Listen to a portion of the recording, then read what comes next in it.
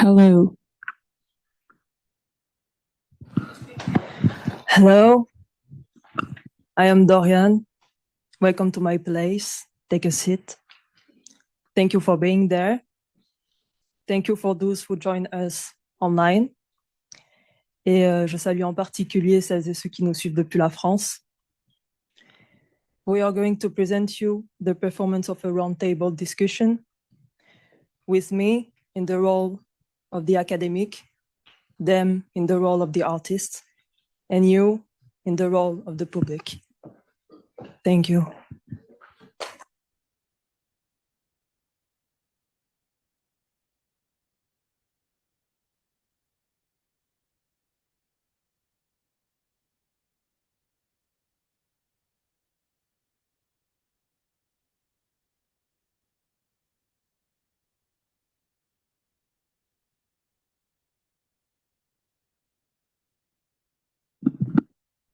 Hello, Joy, Valentina, Kat. First, I'm going to recall the subject of the roundtable and define it. So, bodies in resistance, performance, queer, and decolonial practice in contemporary Roma art. That's what we are going to discuss today. What I mean when I speak about decolonial art. So, in the decolonial studies field, when we speak of coloniality, distinct from colonialism, which implies direct political dominations through territorial occupation, we refer to a global matrix of power in which dominant social groups structure hierarchies and exercise control over subordinated groups. Coloniality organizes all spheres of society, including political, economic, and social institutions, through the construction and hierarchization of categories such as race and sex gender, serving a capitalist system based on hierarchization of categories such, sorry, need to take a breath. Based on the expropriation and exploitation of subordinated groups. It also manifests as epistemic domination, determining which forms of knowledge, discourses, and representations are produced, legitimized, and recognized, and who hold the authority to define what is considered true and just. This extends to cultural and artistic production, where Roma people have been historically positioned as objects rather than subject of knowledge, shaping regimes of representation and access to institutional authority. Therefore, making art as a decolonial practice involves questioning, criticizing, dismantling, and transforming the dominant frameworks that have historically marginalized subjugated social groups. This process entails criticizing and dismantling dominant imaginaries, narratives, and spaces by reclaiming arenas from which these groups have been excluded for centuries. It requires the deconstruction of oppressive structures and the reconstruction of alternative frameworks that allow the self-representation and new forms of knowledge. Through these strategies, artists assert their agency, moving beyond being mere object of representation to becoming authors of their own stories and makers of new cultural imaginaries. So now I would like you to ask you how you define yourselves as artists and as individuals.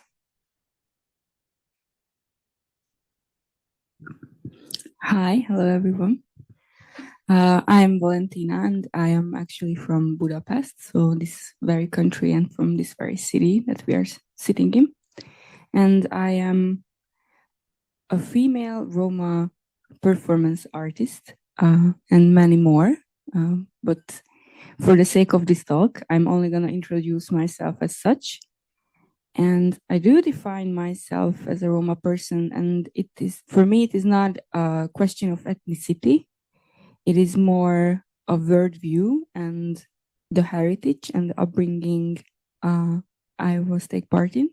So in this question, am a Roma person in nature, but more in nurture. So my upbringing really shaped this vision of my identity and my ethnicity in this sense and regard. And it is also important that I was born female in this ethnic group. And in my practice, I kind of unfold these ideas of being not a white hetero cis man, which in itself brings the sense of exclusion from society. And this feeling of being a minority in society really shaped my practice. And the main idea in my practice is how society and how family constructs barriers for us to protect us in a way and put us into this position that we are somehow othered in a way at the end. And this very construct helps us to be safe, but also keeps us away from a lot of things. So it locks us, but it keeps us safe. And this is the main idea that I'm always thinking about when I'm formulating a performance. And I work a lot with the female archetypes and ancient female archetypes. Yeah. Thank you. Hello, everyone. I'm Joy Charpentier. So I'm a French artist based in the south of France. You can tell I'm French with my accent. I hope everyone will understand.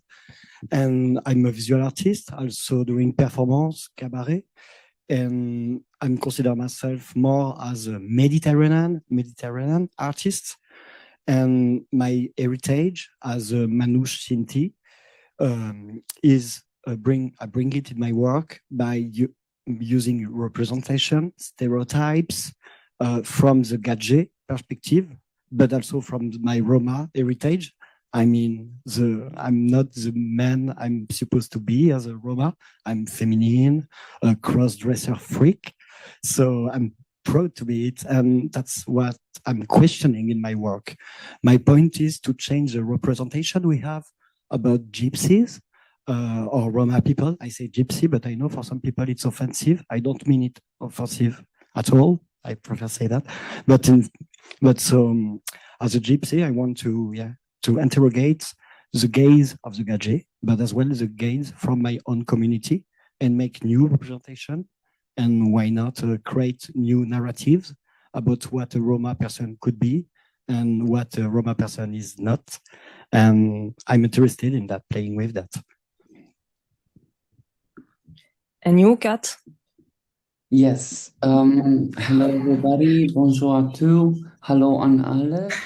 I'm Kat Jugravu. I'm Berlin-based theater director, social pedagogue, performer, social worker of Romani descent, Romanian upbringing. My work moves between performance, memory, and community practice.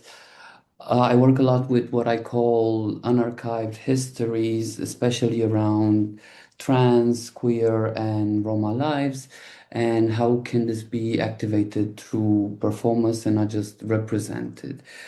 In terms of a definition, of course, I could say I'm transgender, I'm this and that, but I'm trying not to really define myself first, but rather locate myself, right? So I locate myself in places like Berlin, Romania, in rooms that weren't built for bodies like mine as well. Roma, queer, artist, mixed race. They're not necessarily like identities that I wear or I use. For me, these are coordinates of conflict, to say so. So I start working and thinking from there. So I use them strategically when needed, and I also drop them when they start speaking instead of me.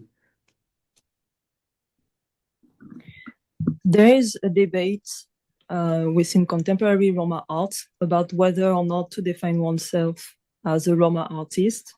Some artists reject and criticize it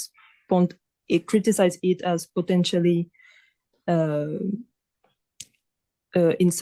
essentializing, while others, on the contrary, embrace these labels as a political act of resistance by positioning themselves from a minority position.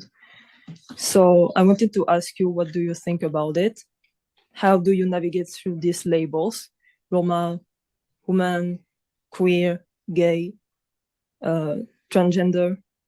To what extent do you find them relevant, important, or to what extent do you find them limited or even dangerous in terms of risk of essentialization and tokenism, and in particular by institutions?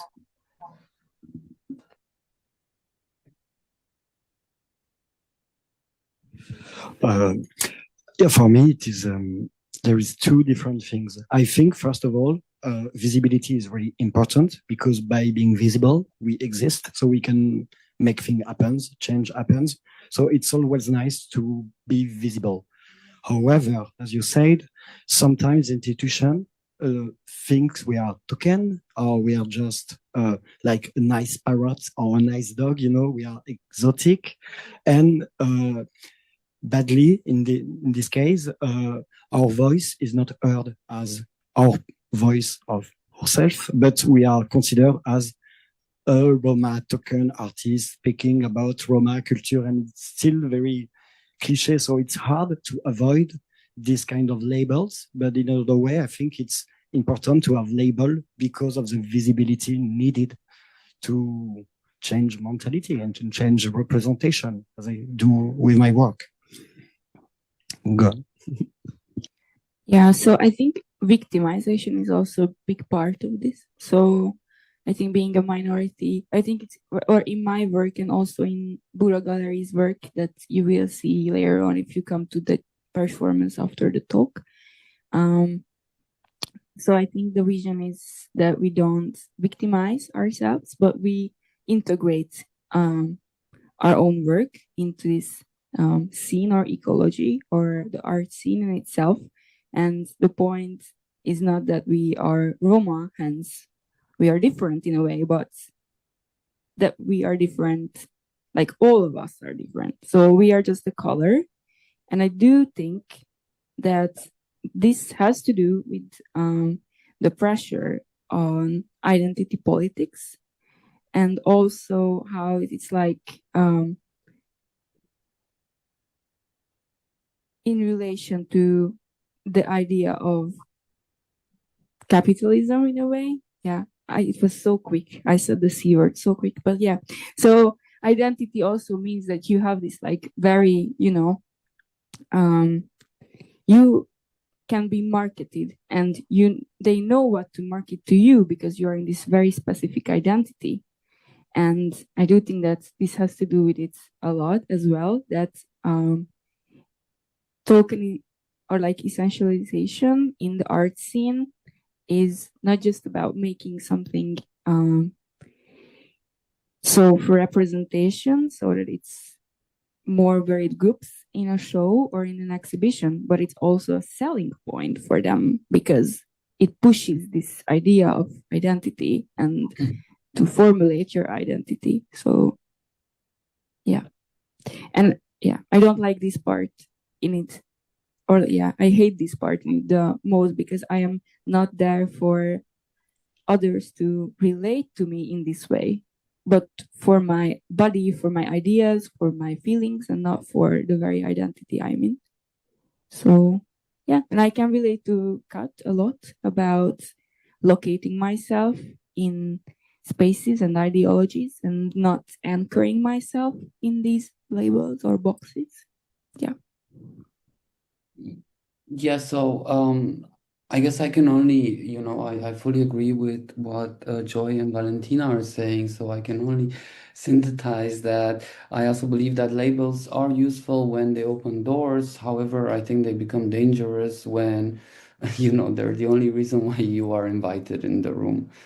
So if you're invited as a Roma spaces into Roma artist into spaces that don't really want your politics or your thoughts, your practice, just the presence, for me that becomes a very dangerous practice. And of course, it's tied into this neoliberalist and capitalist tendencies. The labels sell. I would say for me, like, the question would be whether or not, are labels useful? I don't know. Sometimes they are, sometimes they aren't, but rather like, who controls what happens after that label gets you in. And I guess in my practice from like, after my master degree, I just started really being much more analytical on like this practice of welcoming marginalized identities into institutional spaces, and also being quite critical and working towards challenging, or I also, I followed the thoughts of Munoz as well, as we'll talk about later. And there's this very interesting article and book on disidentification, and it's kind of like says, what happens when you go beyond the label and the label, and who has the power from then on. So I think that's that's really the interesting part. Use the label as long as it doesn't silence us, I would say. Now we are entering the subject of performance in itself. Kat, Valentina, during our preparatory work session, I remember that both of you addressed the fact that in your experience, your performance practice is also a daily life practice, mechanism that you have to use to survive in a violent, racist, queerphobic, and patriarchal society. And I think that's indeed something that the majority of marginalized people have to develop through their life. So could you please tell us more about it?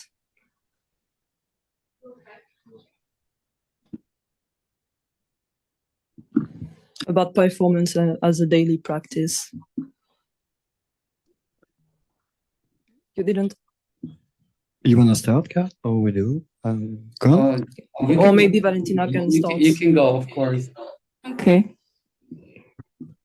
Do you have thoughts? You can add them if you have thoughts already. Okay. Yeah. I would say, me as a gay man, everything is performative, because homophobia in the cis men gaze is very intense. So if you don't act masculine enough, you got violence. So I think in a daily life, as a queer person, we perform for our own safety. As gypsies and Roma people, I think we play with this because, of course, we are kind of victim of this violence, but I think performing is a way to take this violence and to transform it in something else, and to play with the gaze of other people on us to question and make them question themselves. But for us as queers, and as you said, as a lot of marginalized people, performing is a way to survive, because obviously society is not ready for us. We are too fabulous, so that's why. I have a work, it's called Will They Laugh at Me? My grandma, when she goes into the city, she always asks us, like, will they laugh at me because I'm dressed like this? Because I have these shoes on, I have that shoes on. And I have this really nice story that she always tells me, that her father was like this gypsy person who would gather textiles, and they would trade with the textiles and other like kitchenware. But when the dad went to the town, the shoes had to be really polished, and his tie had to be ironed twice, the tie even. So his outerwear, his dressing, his clothing, his performativity had to be so on point that he's compensating in such a way that he is taken seriously amongst the non-Roma people and they can trade. So for sure, like, it's not a question. We have to be there 300% all the time, because if not, then we are, untrusted, we are different, and yeah, it's just the way it is. And I think it's a really nice meta commentary in a way that I always try to give space now, like, you speak first, I speak first, you speak first. And I think this very thing is, it comes from, personally, I took up a lot of space when I was smaller, for sure, because you want to be seen, like, you have to overcompensate because you're pushed down unless. And the very beautiful part, I think, in this is when you free yourself and emancipate yourself in your practice, so much so that you don't feel like you have to overcompensate so much, and you can integrate this space, like the exact amount of space that you are taking in your daily life, and it transforms into this very, or like you try to be healthier with this, and yeah, and from this overcompensation and from this super performative daily life that you are living, you have to heal yourself from it in a way, and then unperform your performativity in a way. Yeah. Me, unlike you, you're saying you took up a lot of space as a child. I try to take absolutely no space. I try to make myself small and disappear, because I didn't really want people to look into what was happening at home and whatnot. But yeah, with time, it just happened that you are made visible because of your difference, right? Because you're different as a child. And I guess I learned from, a very small age, what it means to perform, to show a different face, that's why I was attracted towards theater as well, right? I started doing acting since I was 13, and it kind of like, the glove fit, because before that I had to learn performativity the hard way, by being put into, like, the open, just there. And as Joy is also saying, we're always performing as Roma, as queer, as trans, as human, as man, as woman, as anything, you know. There's this great quote, we're born naked and the rest is drag, right? Which means everything is performance. And I try, however, like, bringing it back to my practice, I try not to focus on that and building characters, but rather, like, letting them go, and the bodies, my own body and the bodies of the people I bring on stage, undergo, like, a process of revealing the core, rather than the how do you say, the dressings, the performativity. So for me, that's I worked in reversal, just trying to cleanse away, to go to a certain non-performative nature, if that's possible. I used to think, vulnerability and hurt is something that, it's a real core, because people feel very frail and they wouldn't.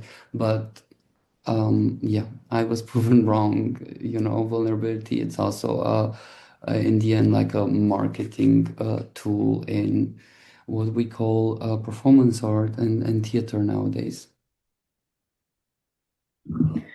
In your art, each of you confronts violence in your specific way. You interrogate social categories of gender, sexuality, race, ethnicity, question them, and test their limits. What is specific with your Joy is that you do it through cross-dressing. If I remember well, you started the practice of cross-dressing at a quite early, young age. So maybe you can tell us a bit more about it, and then it led you to actually develop your drag practice and create your alias Fiona Narvali. So you can also present her to us. So about cross-dressing and travestite, in an early age, it's an anecdote, but for the carnival, my mom gave me clothes and I was dressed as a drag, but I was so young, and I show it during the performance after, but we have picture of me with the caravan and all, and me as a travestite. And I was very young age. But after, when I get interested in art and when I went to a school, when I start my studies in art school, I got really interested in that because I thought that it was very transgressive. For me, it's funny, but indeed, it's transgressive for heteronormativity. For cis heteronormativity, a man dressing like a woman makes always a trouble in every country. In every, I thought that we are in modern time, but not that much, because if you dress as a girl, as a man dressed as a girl, go outside and you see the reaction of people. So noticing that people are triggered by this, it makes me want to do it more, because if you need to be if you are triggered, it means you need to be triggered. So it's something very playful. And for me, it's not, it is a vision of femininity, but I'm between man and female, because it is a character or caricature, but I don't mean it in a bad way, but I want to exaggerate all the stereotypes Gadget has, but stereotypes as well on my community, Manouche Sinti community, how they see women and what women are supposed to do and not supposed to do, as well as men are supposed to have kind of gender behavior. And I was interested in pirating this, playing with all this. And hijacking. Hijacking, thank you.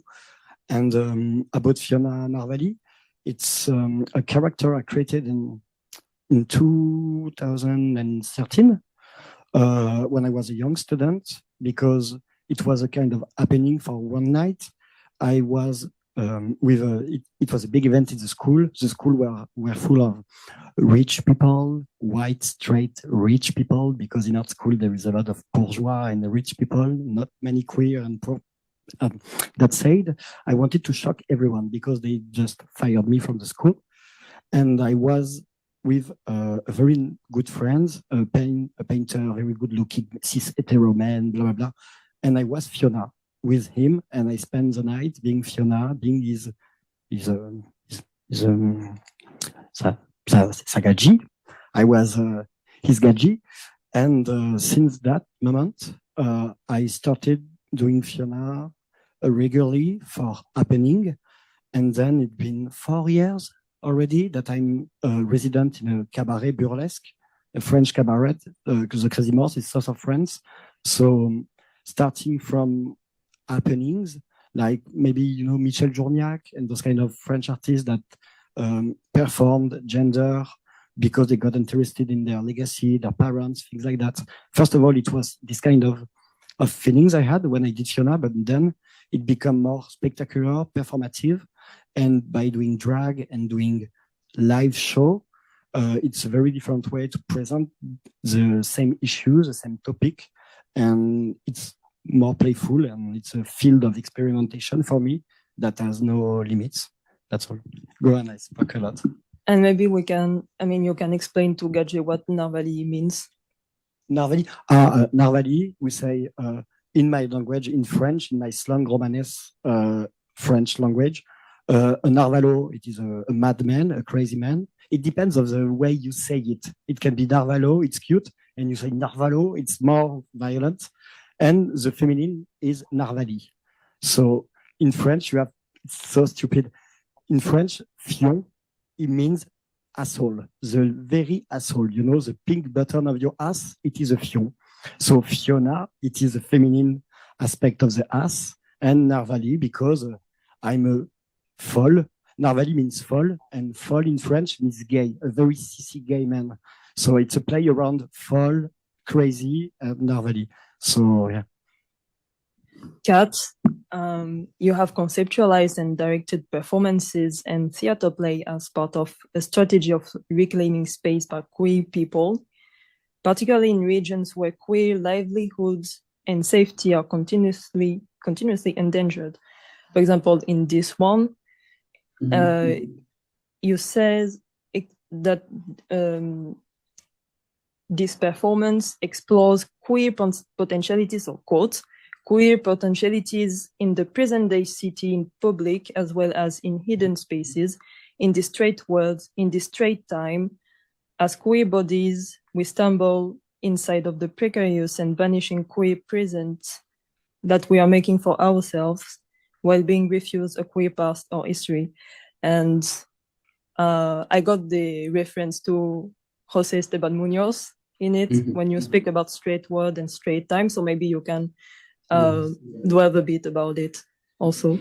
Yes. Well, first let me start by introducing you know, the work that I've been doing in the Republic of Moldova, namely in Chisinau and certain rural locations. A few years ago, together with a collective I founded called Queerdos Collective, we started a social, artistic, and educational program called Queerdos Summer Camp, and we managed to get some funding and implement it for 3 years in the Republic of Moldova. That would mean, together with the collective from Berlin, we would go twice a year, where we would run a summer camp for people that wanted to, queer people and trans people and Romani people that wanted to play with the idea of performance art, creative writing, poetry. So this would be the summer camp, and then we would come back in the second part of the year towards winter, where we would, with the materials we develop, we would stage a show. This one is the one in the middle, because some of the participants could and wanted to follow the whole 3-year program. So things got a bit more courageous, exactly like you have till death do us part. I think that was like our last one. So this particular one, The Rage, was about taking public space and what it means to exist as queer individuals, as trans individuals in Chisinau, and whether it is safe, whether we can protest and say things. And I also want to say that, you know, these topics, of course, like I conceptualize and then I bring it to the team and they, you know, help further conceptualizing it. But it's always like in discussion, with, in dialogue with what's happening in the country. So in Moldova, or I also worked in Kosovo, Poland. Queerdos Rage was partly public space. We activated spaces like in front of the Moldavian government. We occupied a cafe, for example, where we would have intimate lesbian talks at the tables whilst clients didn't know what was going on, and so on. And the last one, Till Death Do Us Part, we actually married people on stage, queer people on stage. Of course, not everybody and not without their consent. People, you know, people came and they were like, we would also like, from the audience even, we would also like to be married, you know, symbolically, as this was the important thing at the moment for Moldova, for the Republic of Moldova, and for the community. So we were like, okay, well, let's do something that is outrageous, that is queer. Let's dress everybody in bridesmaid and start getting people married symbolically, you know. And that's what I mean when I say, you know, we create this safe spaces in like this nowadays, like systemic structures that that wish to oppress us. No, we give ourselves like escapes, could be, but more than that, potentialities for futures. No, because I do think any social movement needs strong and encouraged people in the forefront, but also in the back. So the best way to fight against this, you know, straight time, straight world, is to come together ourselves as a community and strengthen ourselves and give ourselves also moments of, you know, this bubbles, queer bubbles. I believe a lot in the potential of opening up spaces like that. Thank you. Valentina, through your art, you make social categories literally apparent as boxes, structures that you use for your performances. That way, you reveal the structure and its oppressive nature, the control and surveillance that constrain and confine individuals, their minds, identities, and bodies. You explore and play with the limits of those categories, then create liminal spaces of renegotiation of the individual's agency through the ability to move inside those structures. And in particular in this performance. So I would like to maybe explain us What's going Like- on there? like Yeah. what are you doing with that box? This is the cage, actually. Before, I had a plexi box that was a human-sized plexi box. And this work was presented in Off Biennale last year. And I built this cage, and I had this headdress on. Maybe you can see it. It's like this medieval headdress. And I would chain myself into this structure, like this fence structure with the end of the headdress. So I play with the Princess in the Tower archetype in this work, because I was super entertained by the idea of like, yeah, I wrote, I read the Yanis Varoufakis Techno-Feudism book, and I always felt connection to medieval times in a way. So my idea of fencing ourselves came from this very notion that, you know, public space and not public space are divided by these fences. And it literally come from a very practical thing, that this was in Bura Gallery, and around that area there is a lot of these like beautiful fencings in the district. And we have these parks as well, which I find super weird, that we have these green areas and they are like protected with these fences all the time. And it goes back to the idea I mentioned in the very beginning of my introduction, that it is interesting for me how these areas are enclosed to be, you know, safe, but it also like closes us out of being in there. And yeah, this work came together because of that. And the plexi box, before, I used this like human-sized plexi box, and I would crawl into it and I would use it as my dollhouse in a way. So my childlike self would come out when I was in the plexi box, and a lot more, because I got to perform it like 5 times, which I don't like to do usually. So I don't do a performance more than once, not in a way, you know, like it's not the same. not just as in the theater, but like in any other ways. Like it has to be adapted to the space I'm at. So the plexi box idea was also about this, like hiding, under the table, and this notion of I don't want to be seen, yet I want everyone to notice me in a way, It's weird. And with this like art, because now I'm doing like this intervention, like art interventions. So during the performance, I am leaving behind this headpiece, this headdress, this piece.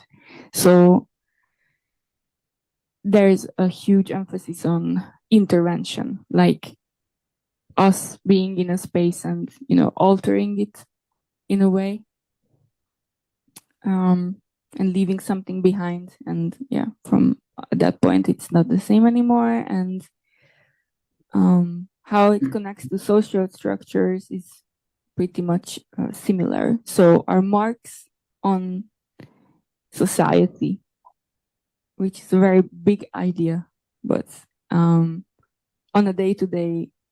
So for me, this was the idea of the chains, that it comes together from very small particles, but then it is a strong structure, which is also not that big of an idea, to be fair, but it made sense for me.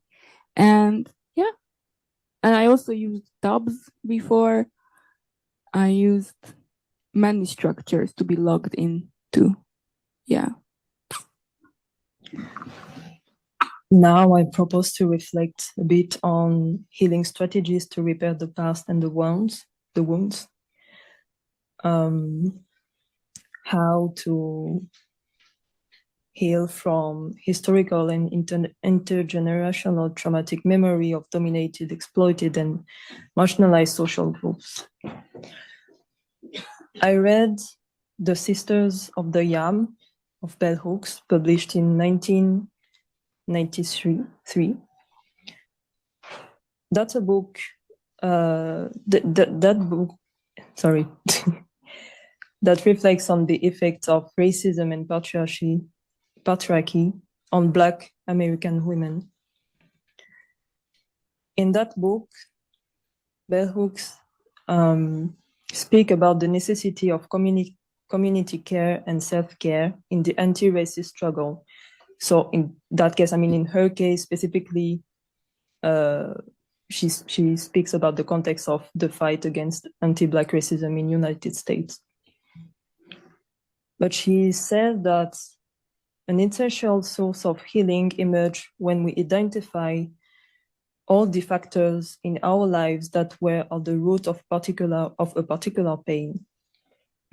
That this involves revealing the many ways in which racism, sexism, class exploitation, homophobia, and many other systems of domination shape our daily lives and undermine our ability to determine the root causes of our specific problems.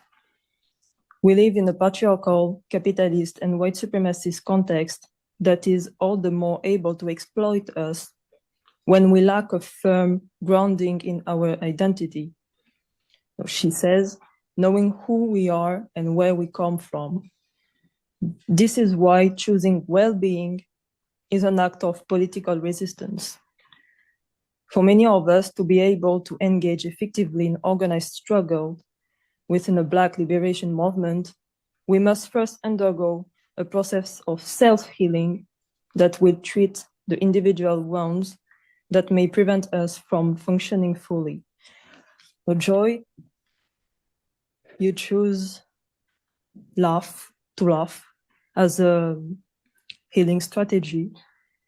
At the core of your artistic practice, there is the use of irony, sarcasm, and self-mockery that you use to point out serious things while at the same time neutralizing the violence by rendering it ridiculous and grotesque.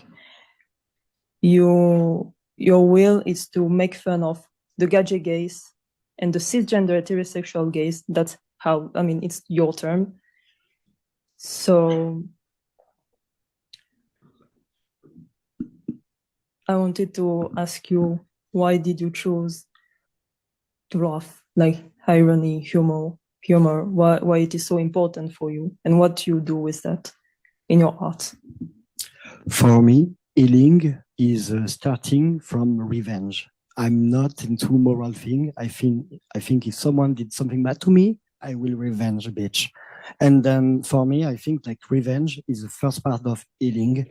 And as minorities, as Roma people, as queer people, we got mocked every time since we are born. We are kids. We don't know we are queer, and people are already mocking us. When you are Roma gypsy, the same, because you're put, as we said earlier, would they put you a label? You're a thief. You're ugly. You bad things, stereotypes. I don't think it. You know what I mean? And for me, yes, it comes from a desire of revenge. And then I chose humor because I'm not muscle enough to beat people with my hand. So I decided to mock them. As a mirror, I'm the mirror of their own stupidity. Maybe it sounds a bit naive like this, but yes, I want to be the mirror of their bullshit, and I want to make fun of them. I very often refer to the carnival because during the carnival, during Mardi Gras, things like this, there is a reversal of values. We can mock the king, the authorities, we can mock the people in power because during the process of Mardi Gras, everyone is disguised and making fun of the tyrants, making fun of the violence, and like the carnival or like the figure of the jester, if it makes sense. I love to use humor as a mean of counterattack, as a way to retaliate. So the violence don't stay on me. The violence is for you. Me, I don't care. I just love. And if I can add a little thing, sorry. And I thought about this a few years ago. In France, there was an attentat, terrorist killing of the drawer, the Charlie Hebdo team. And it's funny because in every place where there are tyrannical leaders, the first thing they want to avoid is a love. A good love can destroy a tyrant. A good love can destroy violence, because if you start to love, then you're not afraid, then you can think, then you can act. And so I think laughing is not a way to devaluate the topic, and it's not making fun or laughing about the bad thing, but laughing is a way to heal. Yes, indeed, as we said, is a way to react, to adapt, and to overcome those violence. Kat, love heals. The act and art of loving heal us. That's what your art inspires me. And that's also another quote from Bell Hooks. And she also says that the choice to love is an act of resistance. Like choosing. No, okay, that was my note. Now she says, choosing to heal, choosing to love is choosing liberation. That is where all authentic forms of activism begin. Yeah, I mean, oh my God, is that how my voice sounds in the room? Terrible. So, it's absolutely beautiful what Bell Hooks says every time, and you can never go wrong with Bell Hooks. And I think also, there's so much like Black knowledge that has inspired, and it continues to inspire and reverberates over the decades. Now, you're talking about a text and an idea that came to Bell Hooks 33 years ago, and today it resounds just like in the 90s. Choosing to love and choosing to heal. I always think there are different sides and different levels to healing as well. Because on one way, myself, I don't trust the word healing as it is put out there in institutionalized academic environments. because it tends to quickly become a way to make violence feel resolved. And maybe I reverberate here with Joy saying, one should never really forget violence, should be with us, but to a level that it doesn't affect us to a very deep plane. So I think I'm very much interested in my work in holding wounds collectively without erasing them. They're there and they should be acknowledged in those environments, as I was mentioning, like institutionalized. Never let the institution forget the wound. But on the other side, because I work massively with communities, and we understand healing as an embodied practice of holding each other into that pain.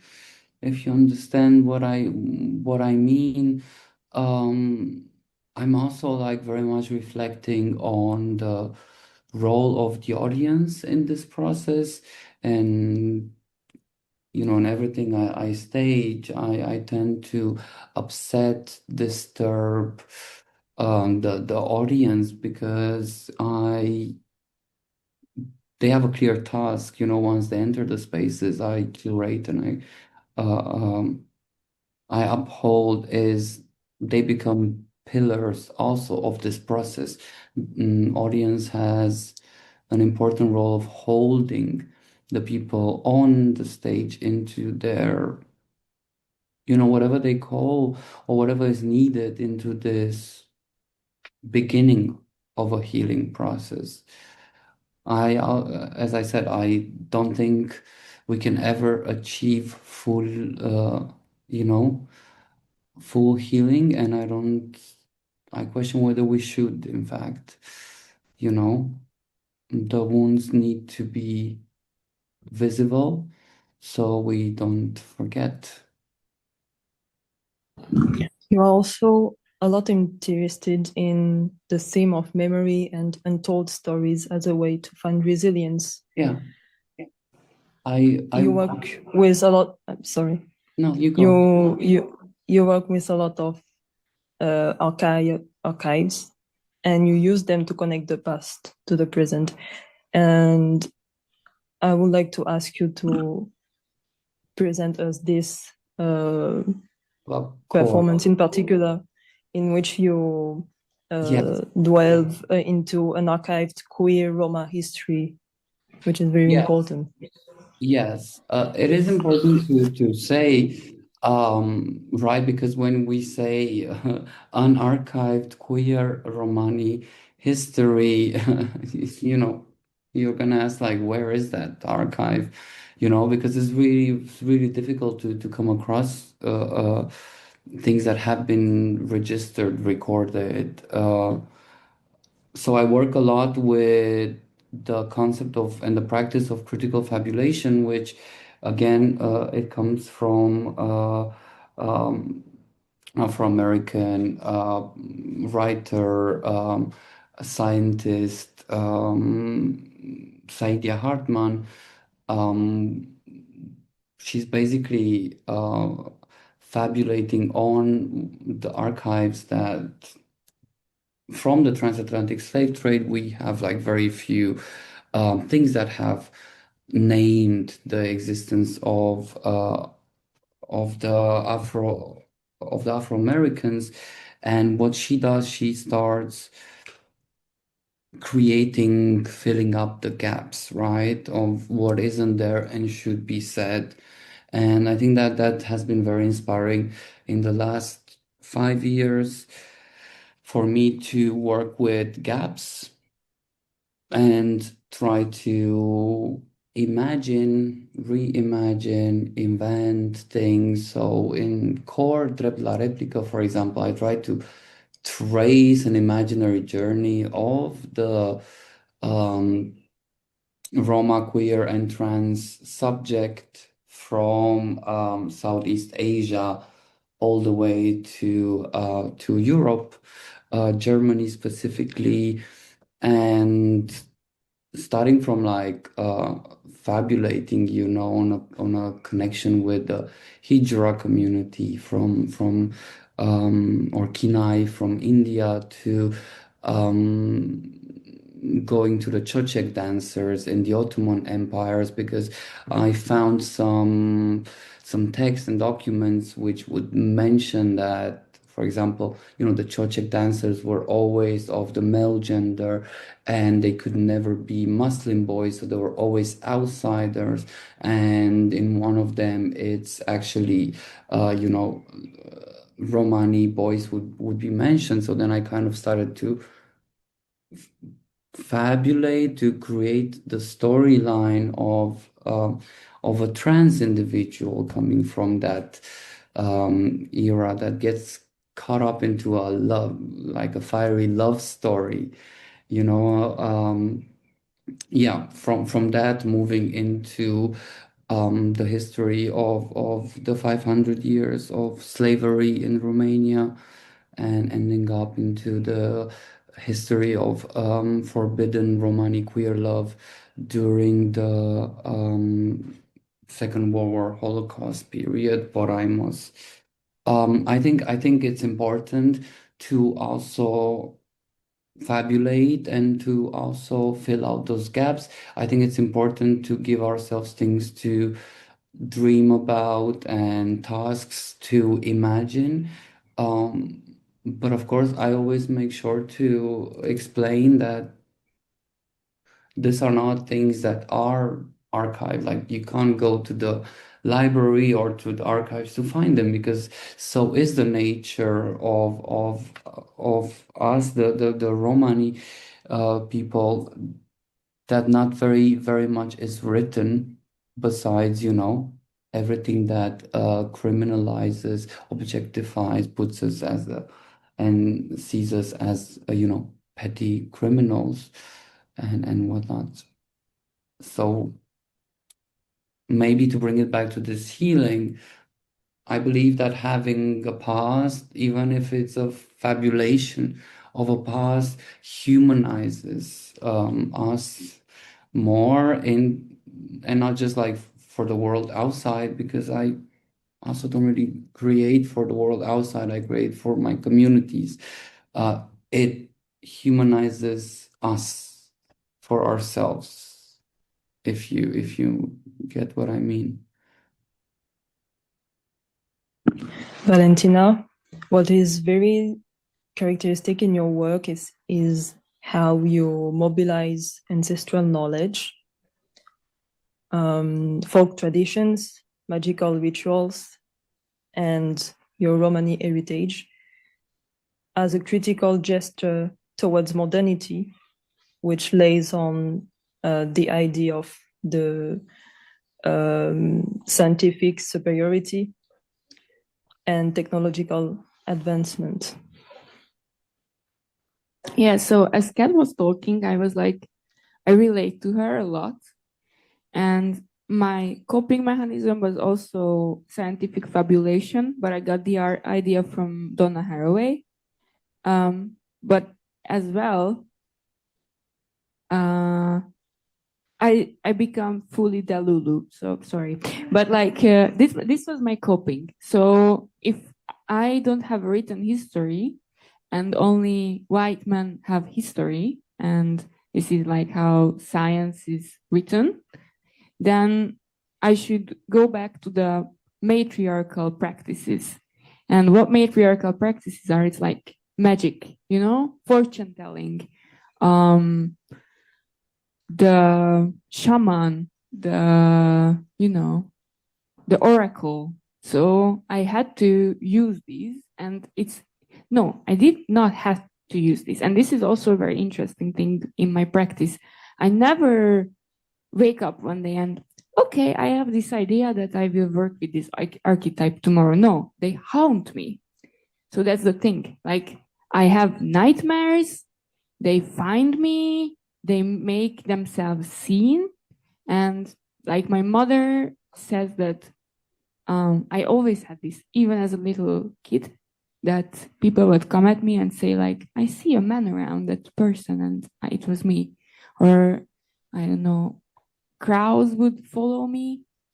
So instead of being afraid of this notion and this idea of being haunted by these unseen female archetypes, usually, what I do is I go back and I make them seen. And this is also coming back to the idea of not letting them to be forgotten. So we might forgive, but we never forget them. And when I go on stage or when I work with these either deities or spiritually gifted people, then I completely let my body be led by them. And usually, sometimes I don't even remember what's happening to me. So some people would call it trance, and they say that like women had this particular, how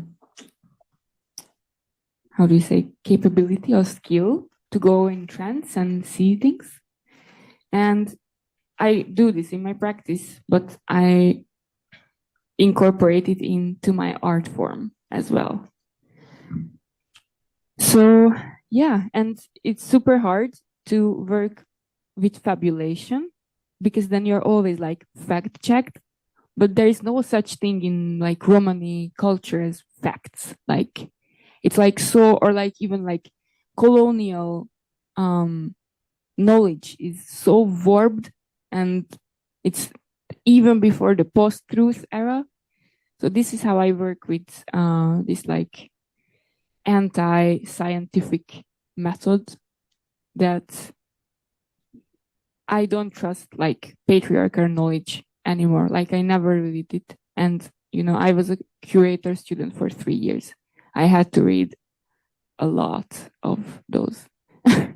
But I had bell hooks and I had Donna Haraway and I had many more thinkers who would inspire me to broaden the perspective of it. And I do think it's super important for us to fabulate so that we are able to imagine future narratives outside of the regime we are in and outside the global structure we are in. And this is also something I support with my practice.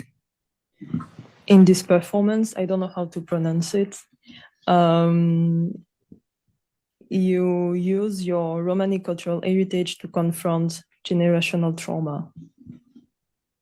Yeah, it's called Adamuri Googly Mamo. And it's from like a Lovery poem. And super interestingly, this research was done by a Japanese person who were collecting his Lovery poems. And what I did was I used a blanket. I was really afraid of this blanket. It was my grandmother's blanket. And I made an instrument out of it. So every time like I was beating the blanket, I was beating the devil out of the blanket. So this like demon that was like haunting me when I was a small kid. And yeah, this is what's happening there. So I work a lot with my grandmother's tales and fables and motifs that she carries. And I don't want to, I want to hold these spaces as more of a meeting point and not something to erase or something to override, but to broaden the perspective of this tale.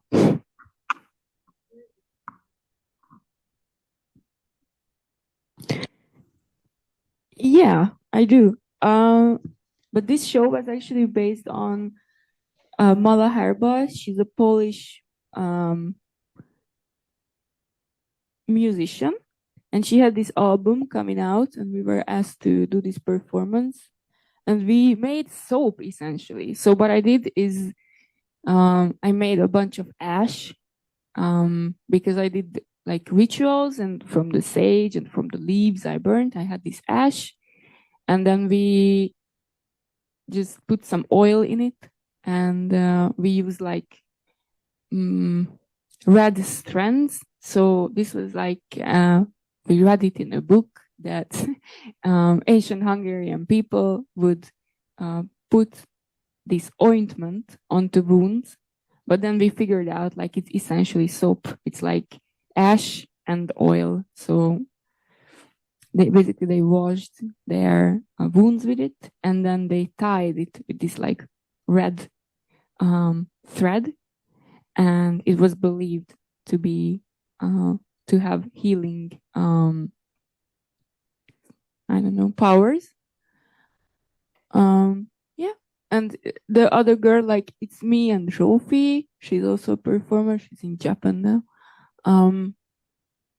So what we did is that we created these wounds, and it was about the original wound, as we say, like in the wounded healer archetype, this like hero archetype, that even being born is the original wound to be, healed from. And we use this idea to heal each other's original wounds during the performance. So as you started to speak about powerful female figures, we're gonna continue to speak about this question because it is quite omnipresent in your 3 artistic practice. So we are going to continue with you, Valentina. So here you embody the fortune teller figure, which is a traditionally villainized racist archetype in the dominant discourse and representations. So what do you do with this archetype in your performance? How do you choose to embody it? And she's also a bride, so it's even worse for her. Poor her. Yeah. I think it makes sense now that I elaborated on my practice, that I use this fortune teller archetype to somehow free the bride who was forced into an endogam marriage. And this misfortune and sickness, I found these 2 gypsy cards on the street. It was misfortune and sickness. And I also made an instrument out of it. So I had 2 other performers with me, and the card had like a mic on it, and they made a very noisy, not nice sound. And I was singing original Hungarian gypsy songs during this performance. And yeah, my aim was really to thank my family that I was not forced into an endogam marriage early on. And it was kind of because of a fortune teller, because my grandma and my mother consult the fortune teller, and the fortune teller didn't really have it written for me to be forced into a marriage. So they decided I will not do it. So it's like a thank you for them that I, got to choose my own love of my life. And yeah. Kat, here you invoke the witch figure and the witch hunts topic, thematic, to speak about it as to connect it to feminicides. Yeah, so I usually, when I make work like this, I start from choosing a topic and then research. This particular one, the island of the witch, she doesn't fly. It came from the research of the killing of witches in medieval Germany, 15th, 16th century. And it was a youth group that I work with. I think for me, I'm not that much interested in representing this archetype, but rather I'm interested in looking into what happens with the figures, you know, the witch, also the mother appears. We have like a mother storyline in this story. The hysterical women. You know, for me, like they're understood as projections of control, fear, and also desire. So for me, instead of reproducing, I try to destabilize this archetype. For example, the witch, it's not just the symbol of mystical power. As you said, she is that figure of persecution, femicide, societal fear, and also social expulsion. When I work with different archetypes, feminine archetypes, I'm interested really in holding the both at the same time, this violence and power, agency and punishment. After this, so last year, for example, I want to mention also I Speak of Me as I Am, which is based on the writings of Shakespeare, especially the racialized characters of William Shakespeare and their sources. Um, for example, I also work with the figure of Cleopatra, and for that, I had a Roma woman portraying the very modern, very actual problem of erasure, misreading a body, over sexualizing a body. Joy, you told me that you are obsessed with saints figures. Yeah. So Yeah. Saint Sarah Yeah. and the Virgin. But you can start with Saint Sarah and explain who is she. First, Kate, I love your nails. I wanted to tell you that. I love your nails. So I've been born and raised in the Manouche traveler community. So I've been raised in different areas. We were moving with caravans in a convoy with several people. And in this context, they were really often pastors. And I had an uncle, he was a pastor actually. And I've been raised in a religious environment where the men was in power. So that's why maybe I'm not too religious anymore, but I got the education. Black Sarah, Sarah la Noire, Saint Sarah, Sarah Kali, is a divinity, the mother of all gypsies, and she is celebrated in Sainte-Marie de la Mer. It is south of France, not far from Montpellier, between Montpellier and Marseille. And each year there is a pilgrimage. All the gypsies and Roma people are invited to come. And during the year, everyone is going to the crypt of Black Sarah. There is a statue in the crypt. People come and give her jewels, offerings, mantles, clothing. And one time during May, it's in May, we do a kind of celebration where we put out the crypt the statue, and everyone in a big parade bring her from the crypt to the sea. During this process, there is a lot of prayers, of singing, of music. All the gypsies are here, and the Gadget comes too, because Gadget loves go to the zoo, so, but they are invited. But I say that because nowadays, gypsies are not allowed in Sainte-Marie de la Mer, and it's Gadget that are playing pretend they are gypsy, that are doing gypsy thing. They sell jewels, they repair chair, repairing chair with straw chair. Does it make sense? Artisanal thing. They do that, and it's Gadget because travelers are not allowed anymore in Sainte-Marie de la Mer with a caravan and all. That said, I was born and raised in this context. But for the pilgrimage, they can come by foot, but they can't put the caravan inside the city anymore because the mayor and people don't want the gypsies inside the city because it's messy, because for public order, it's not nice. And the other thing that is pissing me off is that they make profit out of it because the Gadget pretending being gypsy are making money, the money that the gypsy can't make anymore. And the gypsies are commerçant forain. For in French, we say forain. I don't know the word in English, sorry. And but it's anecdotic. And then in Sainte-Marie-de-la-Mer, I've been baptized there with my brother when I was younger. They put my head in the sea and things like that. And that's why I started being obsessed with figure of the Virgin. And being an adult, I'm an atheist. I believe there is nothing, and I'm really radical about it.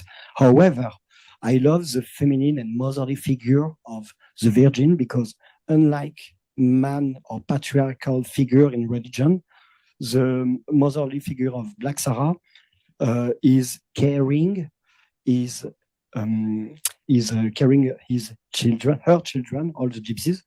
And we can see similarities between Black Sarah and La Santa de Guadalupe in Brazil, Sarah Kali in India, or Erzuli in the Vodou pantheon. This is female representation, virgin female representation, but positive. And that's why I got really interested in this figure. In the work you're showing, hijacking and diverting Black Sarah, I love to say that I travestied Black Sarah, not to be blasphemous, because I really love and care about this figure. It's my heritage. And as a gay man gypsy, I don't refer to men to build my gender roles are women. I've been raised by women. I'm obsessed with women. I rely to women. So that's why it was natural for me to rely on this feminine icon, even though I'm not a believer. For me, it's a kind of, it's a figure, it's a symbol that warmed my heart personally. So with Akap Sarah, it was during a George Floyd event when George Floyd got killed in USA, a few years ago.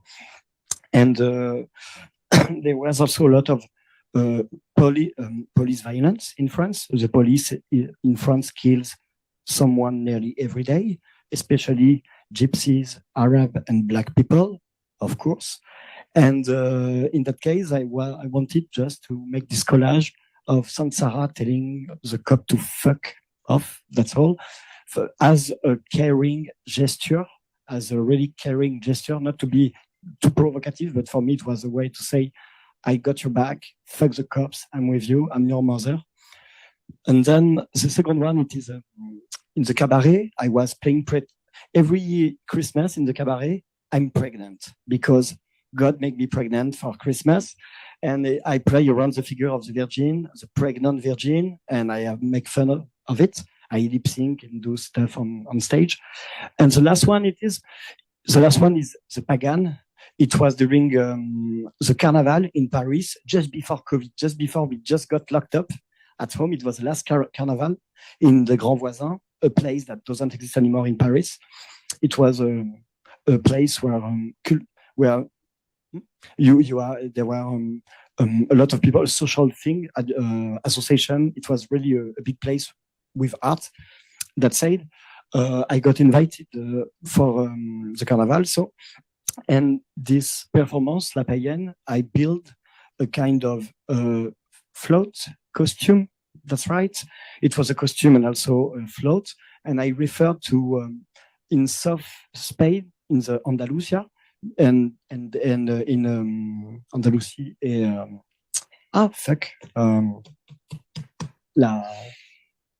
En Espagne, well, au sud-ouest. Well, whatever. There is a Spanish tradition. Sorry, I lost the word in English. Sorry. There is a tradition where people take out from the church statues of the Christ, of the Virgin. And they take it all along the way. It's in French we say chemin de croix, a cross path. I don't know how to translate it.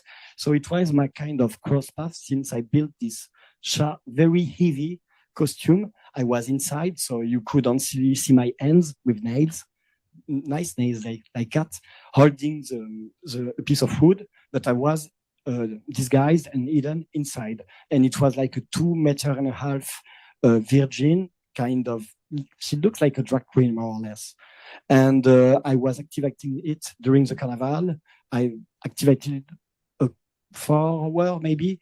By the end, I had a lot of wood in my hand because of the weight I was I was holding it so tight that I hurt my hand, and it stayed there as a kind of totem by the end, and it finished. We burned it, and we only kept the head, but we burned and destroyed all of it, like the carnival when you put fire to a figure.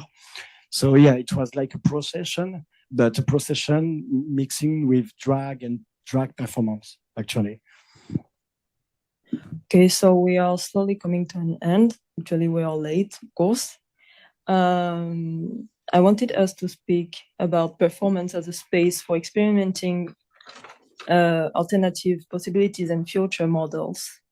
Like, in what ways can performance functions as a space for experimentation and for exploring new frameworks, thereby generating new possibilities and models by questioning, critiquing, and dismantling existing dominant and oppressive social structures. So I wanted to make it more longer and speak again about Munoz, but it's okay, you will read my article, won't you?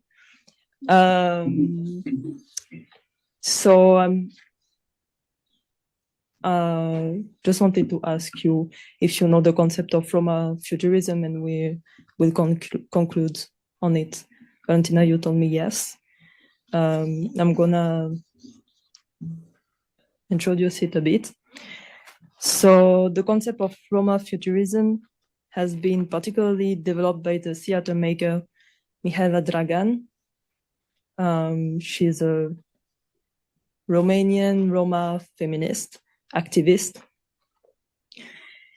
And so Roma futurism starts from the observation that in the dominant European imagination, Roma people are almost always represented in the past or in marginalized positions, and rarely in the future.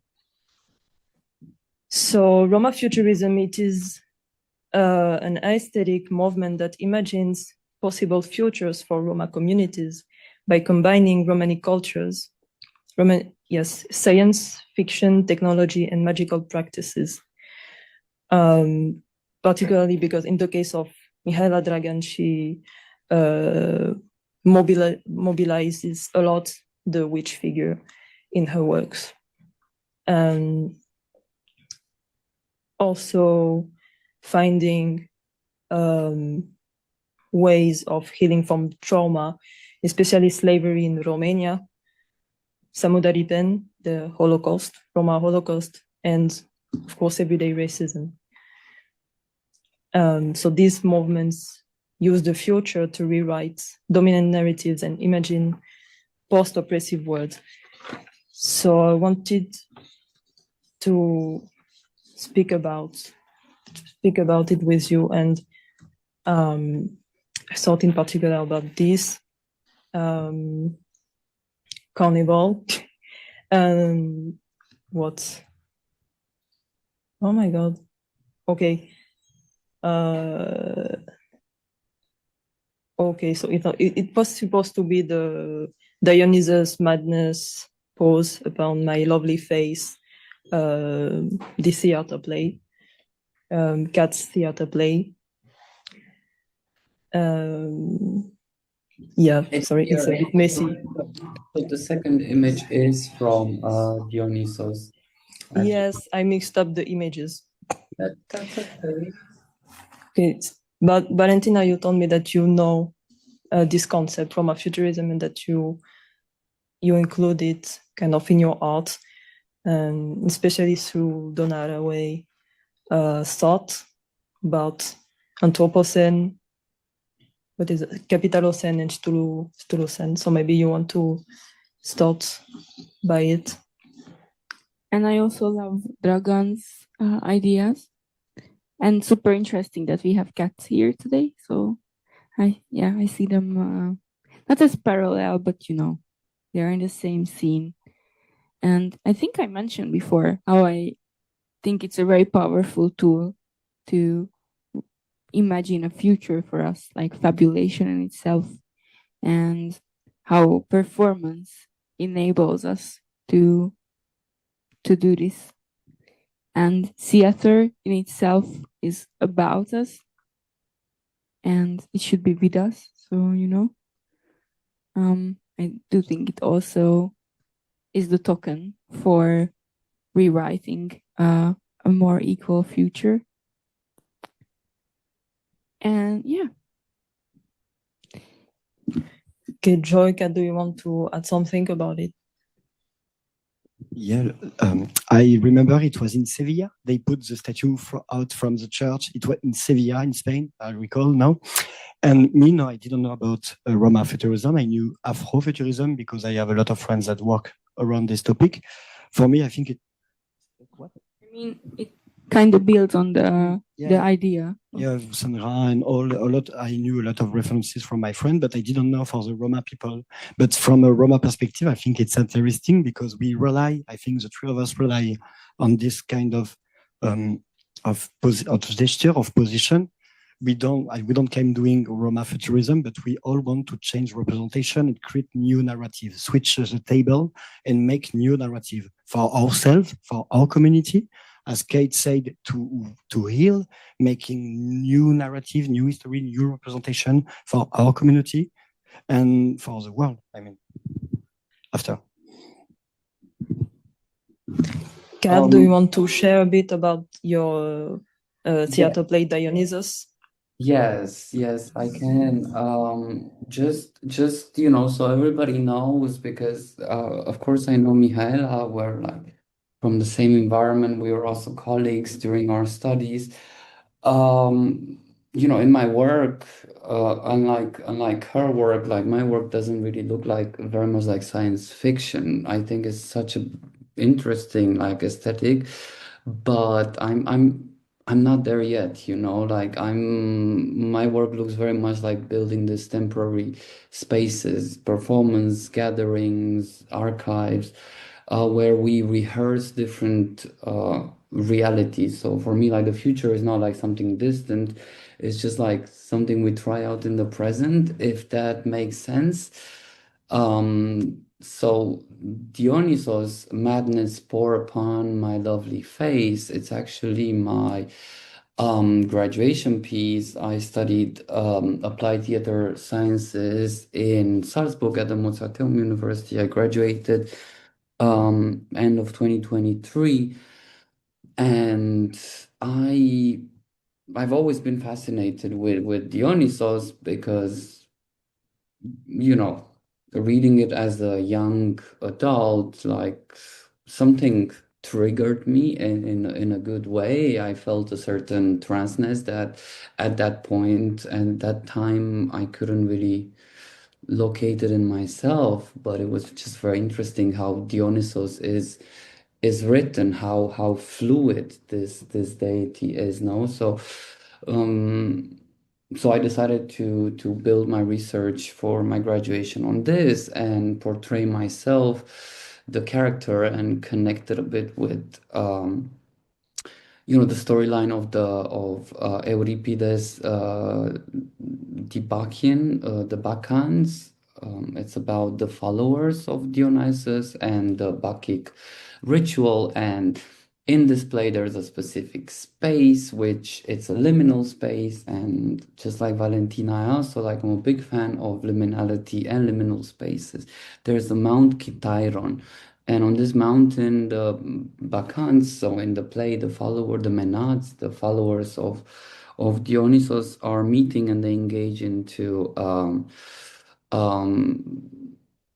intoxication and wild dancing. And of course, I connected it to having lived for 7 years at that time in Berlin, and the culture of intoxication and raving. But I wanted very much to invite misfits, invite people that don't belong, and need and to believe that through revelry, to ritualistic madness, we can achieve some sort of some state of higher liberation.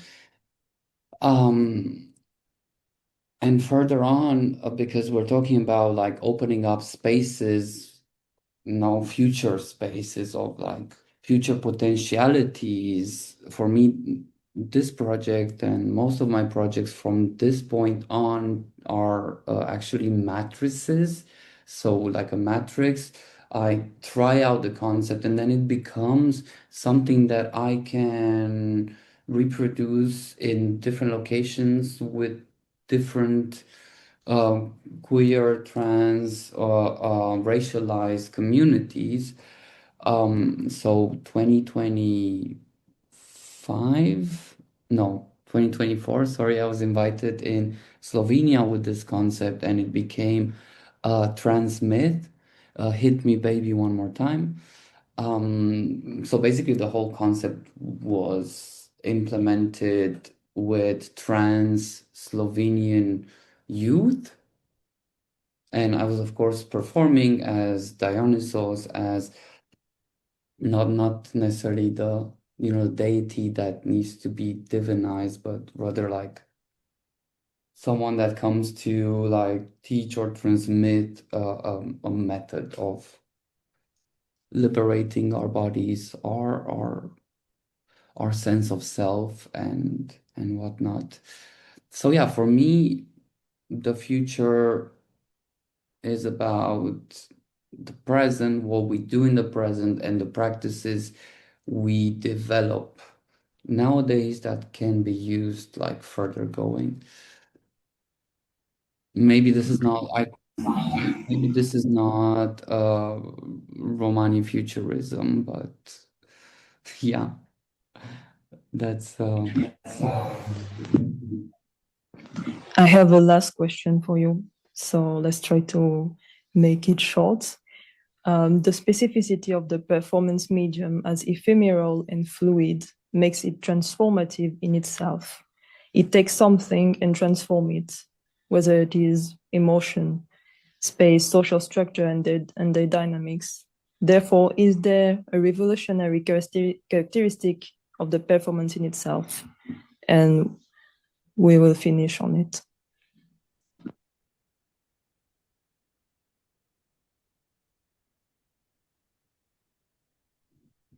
I start. For me, what's revolutionary, I don't know if when we do it, for my part, I mean, I don't think I'm revolutionary when I do the thing, but what's revolutionary, it is that putting the first stone to something, being the first to try something, being kind of pioneer in our own field. So yeah, I mean, I think what's revolutionary, it is that we have everything to invent. Everything must be reinvented, recreated. So in this case, yes, it's revolutionary for me. For me, like performance has to do with alchemy a lot of times. So we also mentioned taking shame and transforming it into something else on stage. So I do believe in this transformative power of performance. And yeah, what was the other thing I wanted to say about it? The words. Sorry. No. So yeah. So for me, hermetics and working with hermetics is also a way for once transforming the present I'm in and taking something from the untold stories and transforming into this present time, and then also having this ongoing power of alchemy and using it for imagining my future. And I don't know, maybe it's nothing, maybe it's something. And I do believe that, like, we were touching upon these topics of alchemizing fear with laughter and shame with holding space for our bodies. So I do encourage, and the very notion of healing, which healing is in itself transformation. So I wish like everyone power and strength, and promote these like strategies so that we can, you know, transform the fascist regime that is coming under us. And yeah, we must keep on imagining the future that is not yet unfolded in front of us so that we can alchemize it into this fog of something that is to come. Yeah, for me, performance art is a method and not a product, you know. It's like it's transformation and its potential for transformation, also community building. That's what I'm really interested in. I think, you know, working for over 10 years now with the medium, it allowed me to transform myself and those I work with, but also, you know, you were saying performance is ephemeral and fluid. It also allowed me and those that I work with to understand ourselves also as ephemeral and fluid. So I don't think I don't make performance art for the sake of making performance art or to be revolutionary. I make performance art to open yet one more space in which the very few of us and vulnerable of us can come together and hold each other. Yeah, and who knows, maybe one day be strong enough to start a revolution. Thank you, everybody. Thank you for joining us on site and online. And I invite you to the live performance at the Buddha Gallery. Special thanks to the people who supported me in that project I've been carrying on for the past few months. Thank you to my partners, CEU, the Romani Studies Department in particular. Thank you to the Buddha Gallery and FNAZAT, a Roma French association. And thank you to the artists, of course. Applause for them.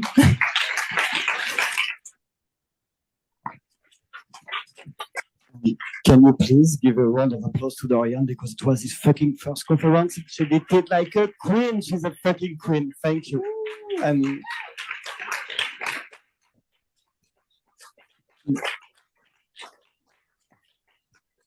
I'm sorry because we don't have time for questions. It's okay. Thank you to Kat and Joy and Dorian and you, and see you. See you outside, see you. Yes. We are sisters now. Thank you. Thank you as well to all of you, and also I'm really jealous that I can't see you perform, Joy, tonight. But I'm sure you're gonna be magnificent. So toi toi toi. And thank you to also those in the Zoom chat, my compatriots right now, the virtual, the digital people. Yeah, it was lovely to share the space together tonight. I'm very proud too. Very proud. Thank you, sisters.